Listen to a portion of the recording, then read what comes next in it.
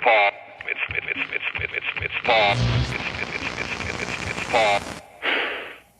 Fuck it. It's fall. Listen. There's only so much I can explain.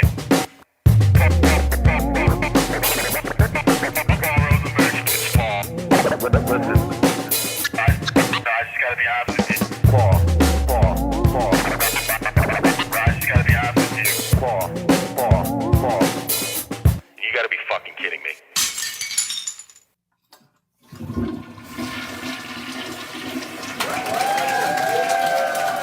Everything come out all right? Yep. I just flooded the toilet though. Overflowed it. We're recording. Oh, we are? Mm-hmm. Oh, we'll just erase that. Okay. So let's talk about, we were just going to get into Revival and the way that it was received, and you were about to give some of your thoughts on why they may have been the case. Well, if you remember when, right before the album came out, the track list leaked. And I don't know if you remember this, but I said, you watch, people are going to say this shit is trash. And right, without hearing it, just based on the trash right. the track and I'm not list. saying, I'm not making excuses for that album. I'm just saying, like, that was... You think that was a big part of the negative reaction? I think that what might have happened is, you know, sometimes, like, let's say you see a trailer for a movie. Yeah. And you're like, man, this shit's going to be trash. And then... If the trailer sucks, yeah. Yeah, this shit's going to be trash. And then your friend makes you go to that movie. Mm-hmm. You're pissed off that you got to go to this movie. Right. And you're like, even if you thought it was good, great, whatever, you're going to say it's trash because you don't want to be wrong. Okay. So sometimes with certain music critics, people who write shit about shit, they have the same sort of predisposed idea. Yeah. Or they influence and they don't want to thoughts. be wrong. They don't want to be wrong about some shit. Right. And there are a few songs on the album that I do wish I could have back. Like there's, Okay. I don't know which ones, I can't think of offhand, but like there's a couple of them that weren't, you know, great. But then I feel like, I don't know. There's no backsies. So right. I think maybe what you're saying is the track listing came out and it had all these big features on it, and some of them were pop features. Yep. Right. So you thought you felt like your core fans maybe negatively reacted to the idea that there was big pop artists on this record, and they thought it was just going to be some soft fluff project. And it was like, in your mind, like seeing a bad trailer. Mm-hmm. And when they went to listen to it, they had this predetermined idea of what they thought the album was going to be like and what it was going to sound like. I told you this shit'd be trash. I told you. Yeah. I told they already you thought that it was going to suck. Yeah.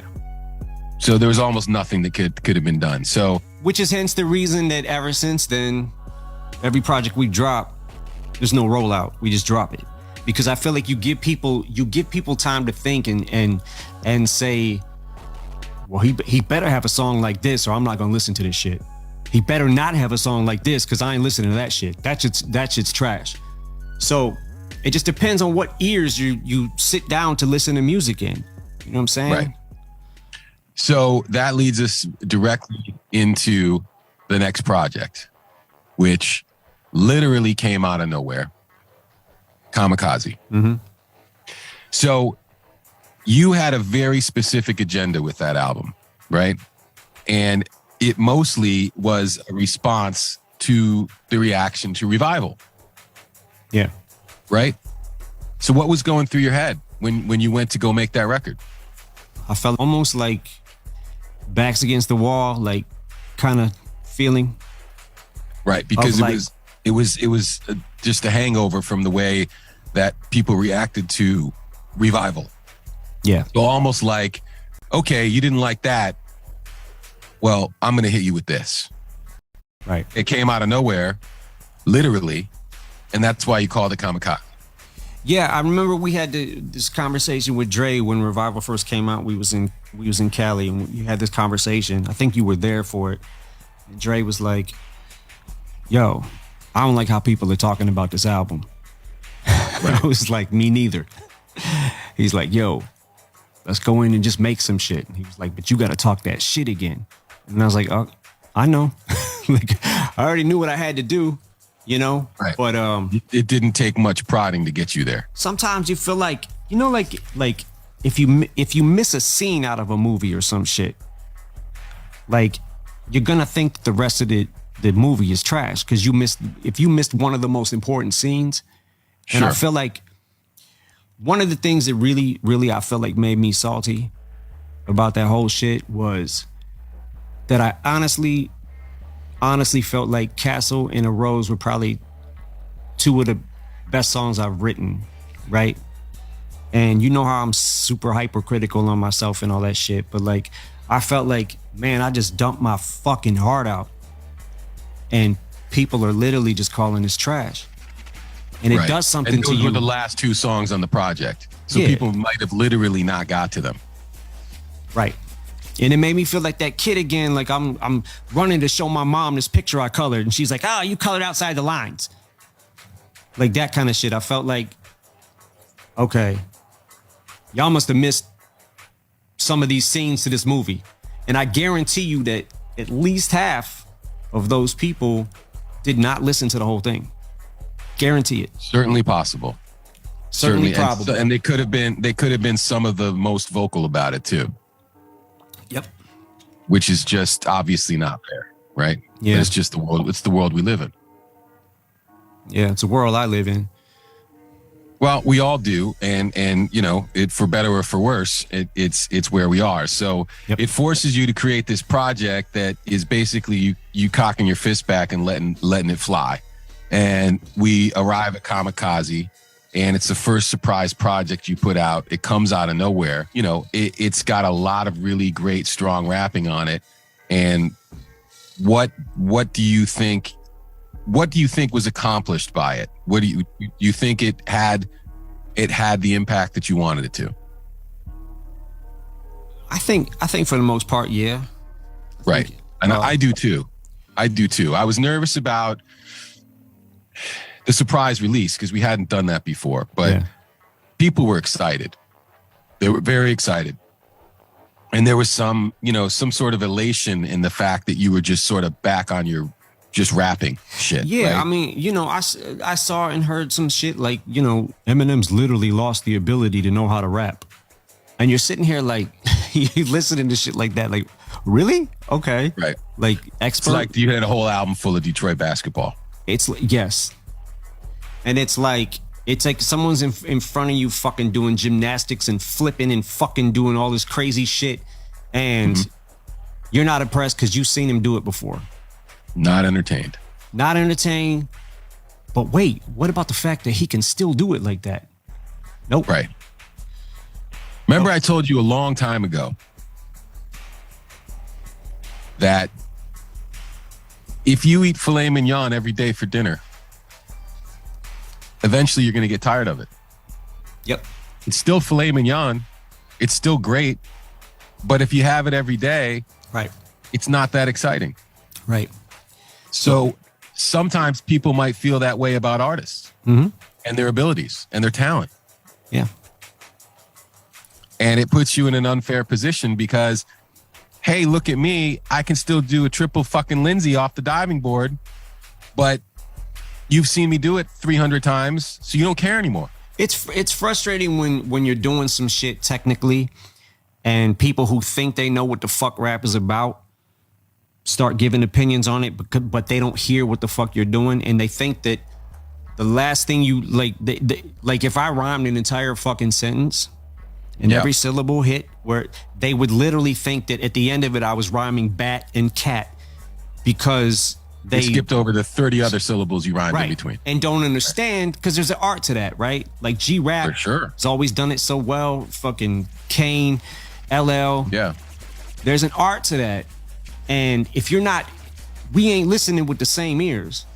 So when someone, you know, some guy from whatever fucking site is listening to this shit, is not hearing that, you're not going to be able to fully appreciate what the fuck I'm doing and the effort that I'm making to go out of my way to show this is something that most people probably can't do.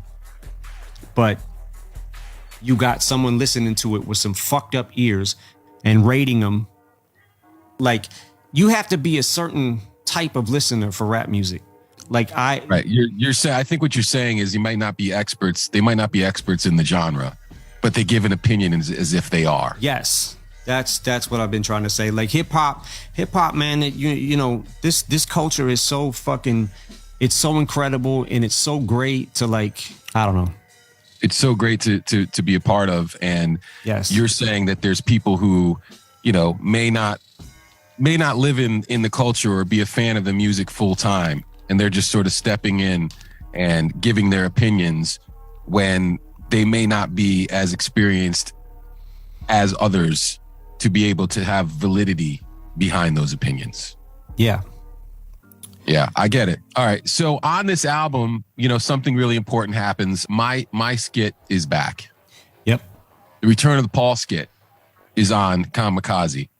And then you work with some people for the first time, including Joyner Lucas. Yep. On Lucky You. Joyner, obviously incredible talent, great rapper. How did you guys hook up? What was the process? And you know, I have to ask you these questions, by the way, pretending that I don't know the answer. Yeah. Because I know the answer. Right. But I want to hear you say it. You don't have all the answers, Paul. No. Neither does Sway. Nope. Neither do I. So Joyner sent 2 songs to Royce to get him to me. So he went through Royce and then Royce sent him to me. And I was right in the middle of making Kamikaze, right? Yeah. Yeah. And So Royce had become friends with Joyner through whatever means, right? And had a relationship with him. And you had heard his music. I think Royce may have put you onto it, right? I don't remember who put me onto it, but what's the song he's got? One of the craziest songs I've ever heard. Is it the song about the kid? Yeah, that goes to the school and you see it from the 2 different perspectives. Yeah. So me and Royce, I know at some point, probably around this time, me and him had a few conversations about Joyner already. Because we were like, bro, this guy's the fucking truth, man. Like, oh, it's the name of that Joyner Lucas song you're talking about is Ross Cappuccioni. Yes. Okay, so that's the first thing you heard. That's the first thing I heard. Well, actually, the first thing I saw was his BET cipher. Oh, okay. Was like right before that. Did you have the Lucky You record already, or did he have it? No, he had the it. Record? He had it. He had 2 songs. One was the What If record. Yep. And the other one was the Lucky You. Right. So you said, I like the Lucky You record, hopped on it, and said, I want to use this for my record. Yep. And we'll do the other one for yours. Yep. And then we shot a video. For Lucky You. Mm-hmm. Yeah, Joyner came to Detroit and we did this like post-apocalyptic sort of video that was based on kind of the Will Smith movie, right? Yeah. What was that movie called? Huh? I Am Legend. Yeah. It was based on sort of on I Am Legend. And you guys hit it off and had a good connection. So what happened to the What If record? Well, I think we did it. And then it went through a couple different processes of hooks. Okay. And I remember I got Skylar to write a hook for it. Sure. And to me, that shit was crazy. And I don't know what happened in between that time, but once the record leaked, well, that's what happened. The record leaked. That's what I was getting to. Yeah, it leaked, and it also leaked without Skylar's hook. So it never really seemed like a complete concept or complete thought, the version that leaked. Because I definitely feel like if people would have been able to hear that shit, it would have went over different. But it was a version without the hook on it. And I think I even rewrote something, the ending or something like that. Right. Yeah, I remember it went through many iterations. So then it leaked out, and obviously after that happened, you guys didn't want to release the record, understandably so. So here we are in terms of the process and the records we're talking about. That's another issue. I didn't mean to cut you off, but that's okay. Another issue. That What If song is another example of like how the internet can ruin shit. You know what I'm saying? Like, yeah, leaks are terrible because you're not supposed to know what the fuck is, Joyner's first 2 verses Like you're not supposed to really like you're not supposed to know what the concept is, and until he says it. But people go in with that frame of mind, you know, where they don't listen to it like that. I don't know. Right. Well, the truth is that record never came out because you guys didn't get into a place where you were comfortable with it creatively. Yeah. It never got there where you guys were both happy with it. And then it leaked out because people were hacking one of the transfer sites. It was WeTransfer. People had hacked in and it was still up there in somebody's folder. And somebody did some shit like that with Kanye songs too, huh? Yeah. And the world heard a naked version of the record. So much for that.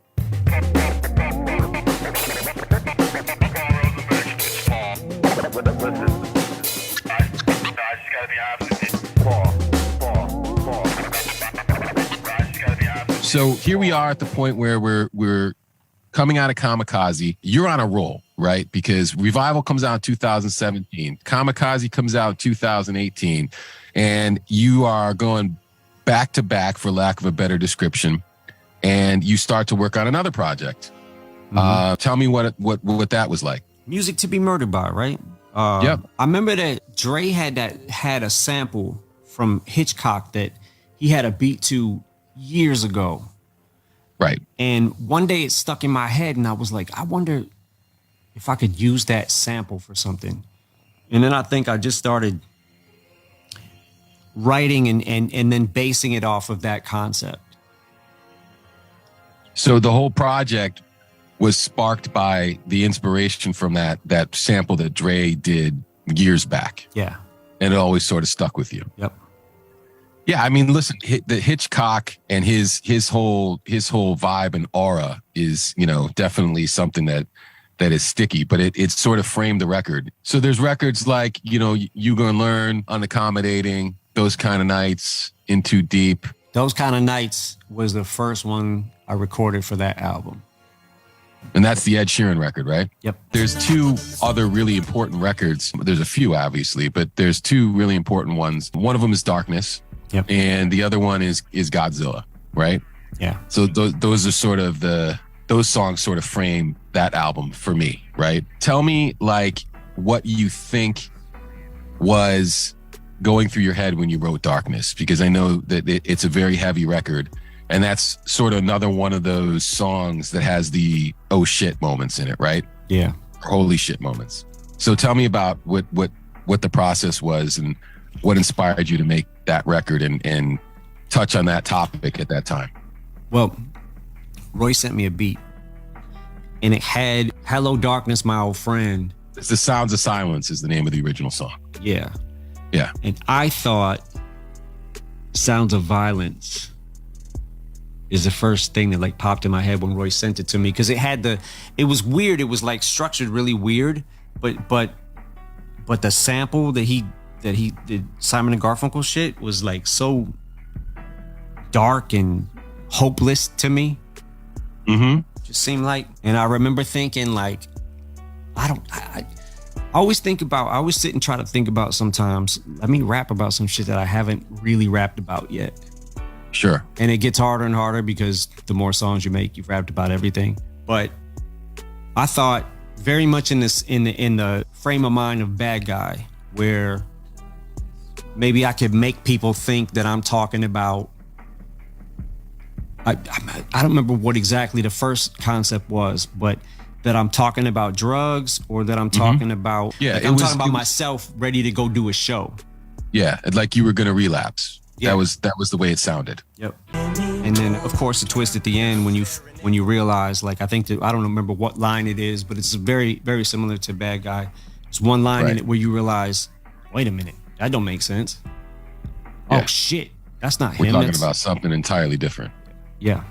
It was the Las Vegas music festival shootings that really were the ones that was the one that made you write this song. Yeah, man, because my daughters go to a lot of concerts. Sure. And you also happen to play concerts. And we do them. And that shit really hit home with me. Not that every other shooting doesn't hit home, but like I related to the situation so much, like, and it made you realize like you could just be anywhere and the shit can go down. So it was just becoming too common, and that's just such a massive scale for something like that to happen. And it's, you know, just a field full of people and a sniper up in a window, just terrible. And my other thing was this, because when the shootings were happening, well, they're still happening, but I remember thinking like, okay, we got all these fucking like, oh, well, you need a background check, you need all this shit. Okay, well, what about the person the first time they snap? There's no record of it. They just fucking snap. You don't even know why. No one even knows why this guy did that. So I kept thinking in my gun control mind, because it's like we never do anything. Like, it's in the news for 2 weeks and then it's gone and it's on to the next thing and nothing ever happens with that shit. So my issue with it, and which is how the song stemmed from, is like, what about, there's a first time for everything. So what about that first timer? You know what I'm saying? Like, they don't have a background. You have no reason to think that this might happen with this person. Right. And they just snap and it just happens. Right. Yeah. And, you know, I mean, the whole gun control is a whole nother fucking topic, but yeah.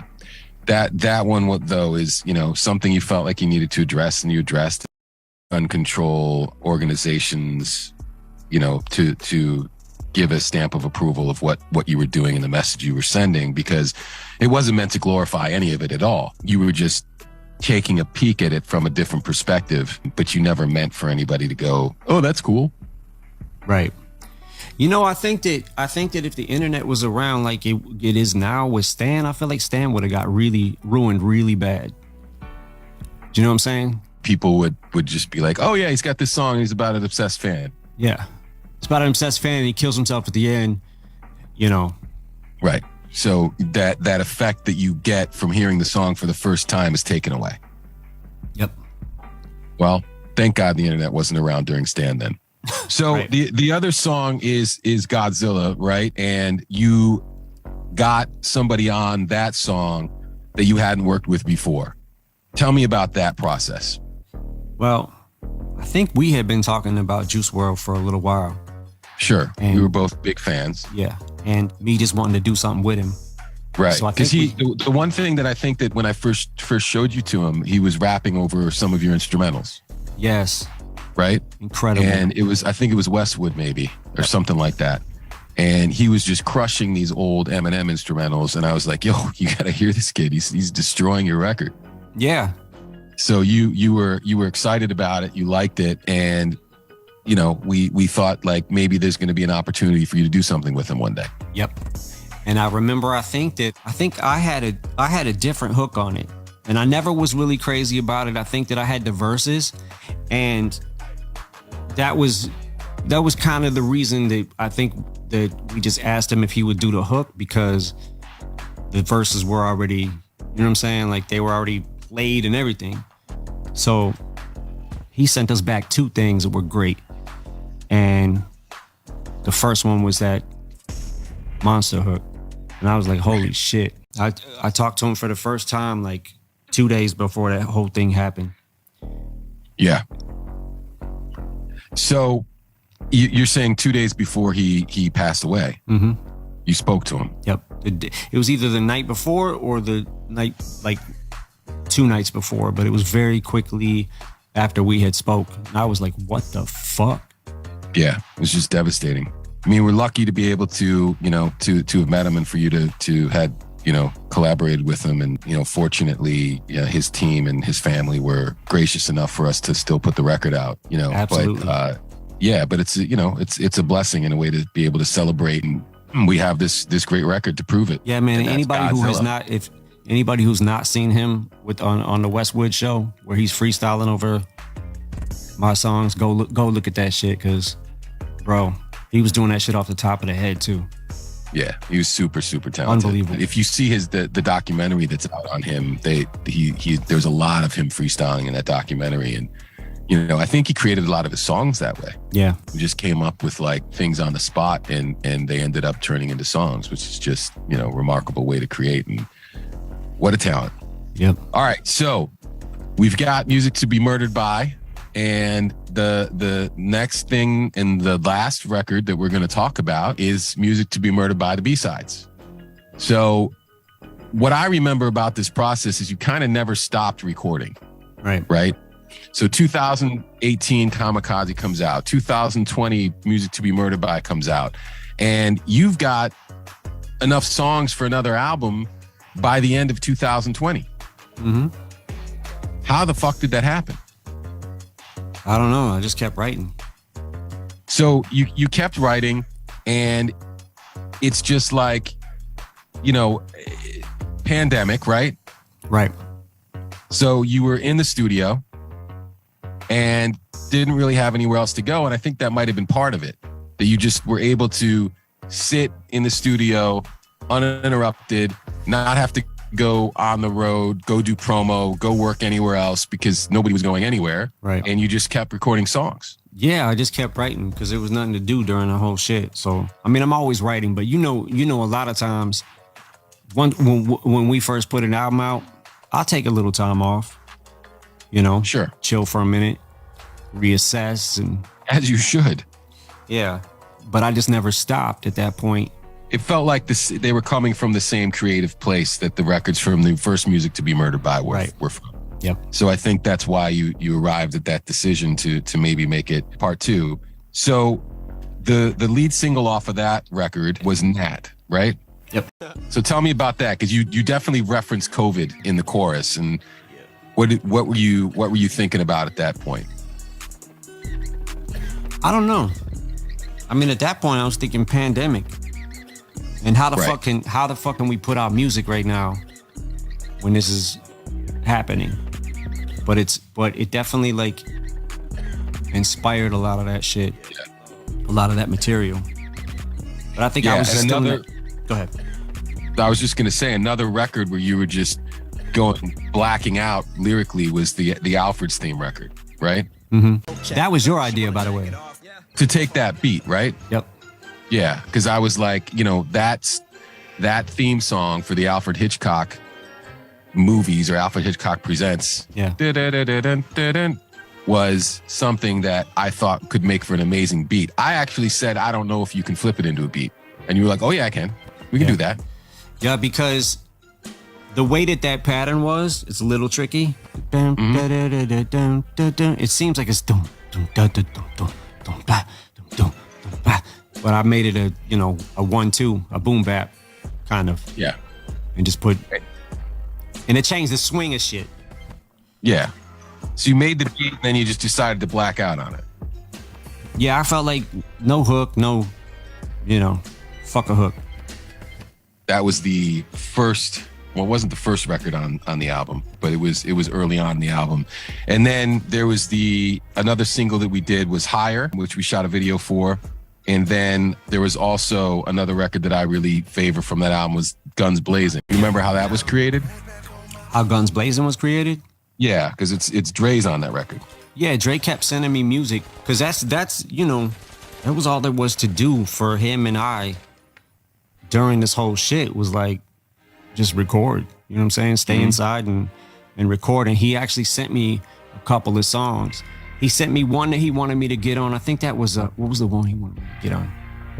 It came out. It was in the Grand Theft Auto thing or something. Right. That I jumped on that record. I jumped on two of the records he sent me. And when I got them finished, I was like, yo, would you trade me? And we traded. I gave him that song, Gospel. Yeah. And then I was like, yo, could you trade me? Would you trade me? And Dre was like, yeah, cool. Because that song fit the album, the theme of the album a little better to me. Mm-hmm. It was the Guns Blazing joint. And Sure. It has Sly on it, who's incredible, by the way. Yeah, Sly's one of your longtime collaborators, and you've been working with him a lot throughout these projects that we're discussing. Bro, huge fucking talent. Huge. Yeah, for sure. For sure. So that Dr. Dre project that he had was from Grand Theft Auto was called The Contract. That's what he called that sort of EP that he released all the new music through. I don't want to say running out of time, but we've discussed a lot. The only thing that we haven't talked about leading up to this, I think, is the 2 new records, in addition to the song from the Elvis movie that people are just now hearing. So the first one was From the D to the LBC, which is one of your few collaborations with Snoop Dogg. So how did that come about, and where do you see that going? Because you guys bounced off each other, I think, really great. The music video was incredible and super well received. How did that come about? How'd the song come about? Yeah. Well, first, me and Snoop had our little issue, and then when that thing happened with Dre, the brain aneurysm thing. Yeah, Dre got sick, and it was a scare for sure. And we were like, bro, this is stupid. This is stupid as hell to be feuding right now. So I don't remember if I called him or he called me. I can't remember, but yeah, we talked it out. And I think that there was a miscommunication at the time in regards to him being on my album, the Mathers LP, Bitch Please 2. And I think he had wanted to do something with me and maybe gave you the idea or something, and you said something to the effect of, well, let's hear what the song is first. Let's see what the type of song is. And I think he said the way that he took it was kind of like that I don't fuck with him. I don't remember exactly the circumstances, but yeah, he was looking for you to do something for him for his record in for a long sort of time. Return for that. And whatever I said or somebody else said, I don't even think I said it to him because I don't remember talking to him, but I may have talked to somebody on his team, and whatever I said was relayed back to him in a way that he didn't like, and he thought that meant that you didn't fuck with him, which obviously wasn't the case. Right, which I explained to him. I'm like, bro, Doggy Style changed my life. Of course. But looked up to him forever. So you guys patch everything up and decide what? Hey, we're going to make music now? Oh, I was going to say, I think that whole thing was just us getting our signals crossed somehow. Because for him to take it, I was like, bro, how could I not fuck with you? Like, what, you know what I'm saying? Like, what, I think you wouldn't exist without him, probably. At least not in that form with Dr. Dre. Absolutely. Sure, absolutely. So we talked it out, and realized that how stupid it was to even be feuding at all in the first place. Yeah. And my olive branch was bringing Snoop that song. Got it. It was like, plus I knew he'd kill that beat. For sure. So you bring Snoop the song, he does it, and I remember you were like, holy shit, what the fuck? Snoop destroyed this record, and you get it back, and he initially was going to put it on a project that got put on hold, right? Right. So you said, well, I want this to come out. It's too good to just sit there. And he said, go ahead, take it, put it out wherever you want. So here we are. And we had, this greatest hits idea has been around for a while. We were just looking for the right time to do it.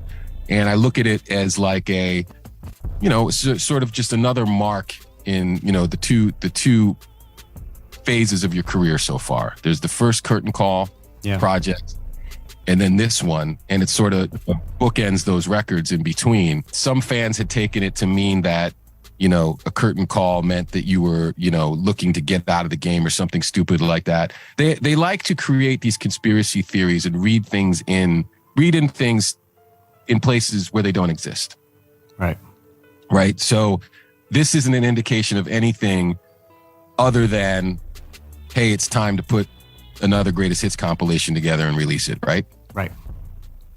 So here we are. And the other record that's on it is This Love, which is a record that Dre produced that you and 50 are on, but that's from 2009. Yeah. So do you remember what the sessions were like and what that was originally contemplated to be for? I don't remember that, but I think the verses were right around Relapse time, and I think that bordering on accents. bordering on accents. You recorded that in Vegas, maybe? I think yes, and I remember I didn't want to use it for the album because because the accents weren't thick enough. Really? So you thought it wouldn't fit the accent stew? Yeah, I'm pretty sure that's what happened. Yeah, so you had that. It's from 2009, 50 on it, and it was just sort of sitting there. And I think when we were talking about what might be good to add to this greatest hits compilation, because you always want to throw some new things on there too, I said, you've got a Dr. Dre record that you never released. And you were like, nope. And I was like, yeah, is this Love record? And we went back and revisited it and decided that it was time for it to see the light of day. Yeah. I felt like, okay, that's the only thing that really, from that time period, that would have stood the test of time the best.